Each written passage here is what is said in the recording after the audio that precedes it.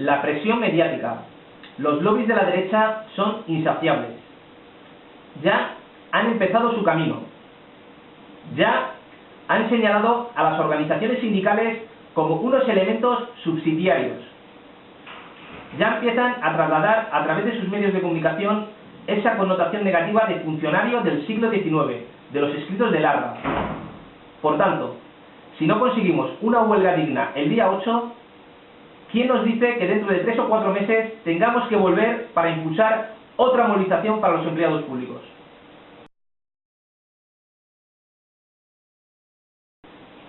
Todos sabemos las causas de la crisis económica.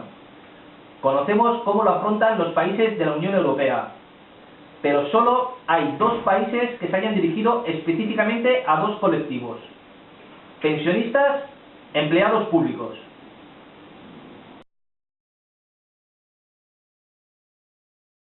Grecia y España.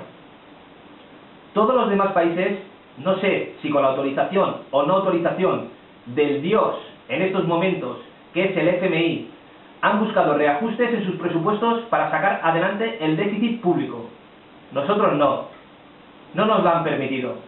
Ha aceptado el gobierno socialista señalar a los empleados públicos.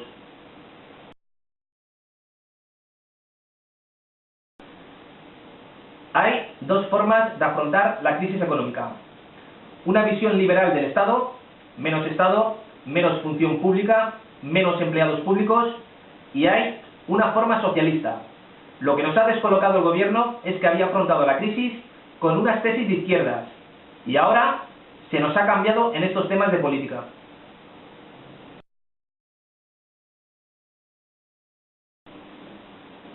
¿Y qué me decís de los pensionistas? ¿Es de recibo que un gobierno de izquierdas se plantee congelar las pensiones de este país? ¿Es que creéis que los millones de hombres y mujeres que perciben una pensión tienen suficiente con lo que perciben en muchos casos para plantearse un proyecto de vida? ¿Les quitan a los pensionistas y no les quitan a los banqueros? ¡Coño!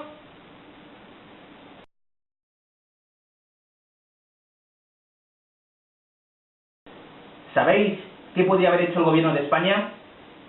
Podría haber desestructurado los módulos del IRPF. Podría luchar contra el fraude. Recuperar el impuesto del patrimonio.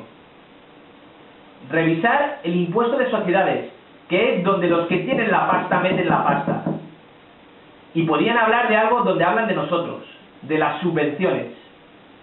Nosotros somos una gran organización, subvencionada, pero solo subvencionada por la confianza de millones de trabajadores. Nosotros creemos, fijaros lo que digo, que hay que reducir drásticamente las subvenciones a todas las organizaciones que no estén enfocadas a la inversión productiva, a las políticas sociales o a la defensa de los legítimos intereses de los trabajadores.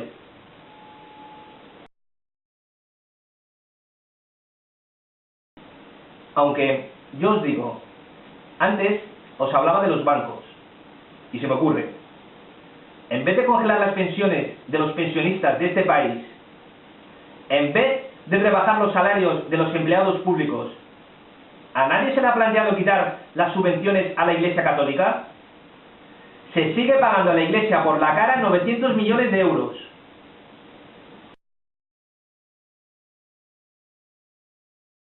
Nuestras tropas siguen en Afganistán, y un país que no puede salir de su casa porque no es una potencia, que le tienen que decir lo que tiene que hacer, que una entelequia llamado Fondo Monetario Internacional tiene que regir los destinos de nuestros problemas, pues no es un país que se pueda permitir el lujo de derrochar ejércitos allá por los mundos. Porque sigue habiendo un fondo de reserva de ayuda a la banca por valor de 7.000 millones, que sigue estando allí, y que sigue, además, sin servir para el objetivo que fue diseñado. ¿Por qué no se toman medidas en otros campos donde sería lo razonable?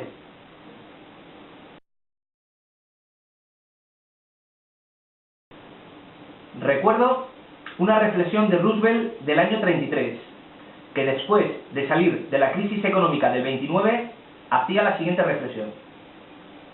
Hemos aprendido, el gobierno americano, de esta crisis, un tema claro.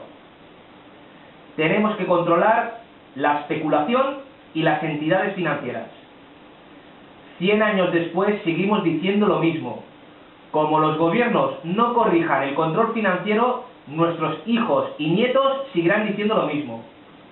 Por cierto, hablando de especulación y de entidades financieras, el otro día le escribí una carta a mi banco y la quería compartir públicamente. Dice así: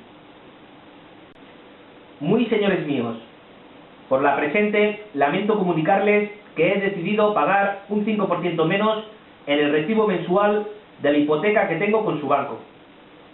Ha sido una decisión difícil, muy difícil y dolorosa, pero me es imprescindible recortar gastos para salvar mi economía particular y reducir mi déficit. En situaciones como esta es cuando todos debemos arrimar el hombro, por lo que les pido comprensión y solidaridad. Al fin y al cabo, yo, como el resto de ciudadanos, colaboré en su día en la inyección de liquidez que recibieron ustedes para salvar el sistema financiero. En realidad, me he visto forzado a tomar esta decisión porque mis padres, al ver el saldo de mi cuenta corriente, temen verse en la obligación de dejarme dinero. Y ustedes, como banqueros que son, saben mejor que nadie que no tiene sentido poner capital si no es para conseguir pingües beneficios. Me he informado y sé que es lícito tomar este tipo de decisiones de forma unilateral y sin previa negociación. Hay precedentes.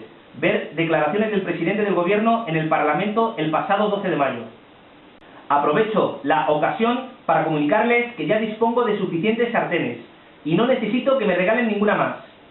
Atentamente, un empleado público hipotecado. En cuanto me contesten, compartiré la respuesta que me den.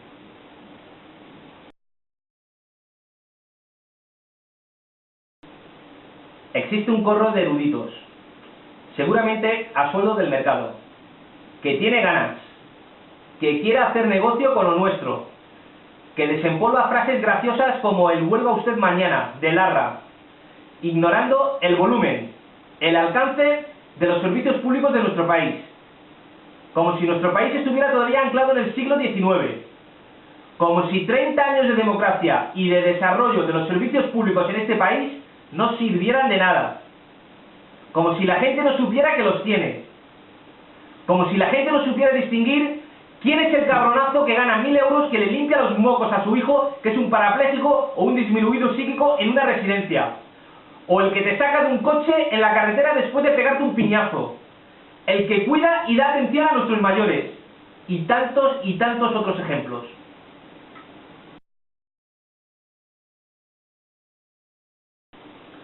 Hay que hacer pedagogía y poner cara a esos empleados públicos y decir a la ciudadanía que detrás de este concepto estamos los médicos, las enfermeras, los jueces, los maestros, los bomberos, la policía, los que cuidan de nuestros mayores y tantos otros.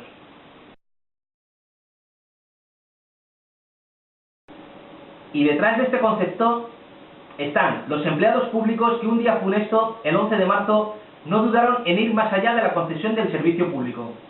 Se amoldaron con la ciudadanía haciendo un ejercicio de su responsabilidad como servidores públicos. Detrás del concepto de empleado público también están los soldados que están en Afganistán, los policías que han fallecido en el País Vasco, los bomberos que dejaron su vida en la calle Montera. En definitiva, tantos y tantos empleados públicos que han dado hasta su vida por cumplir con su deber.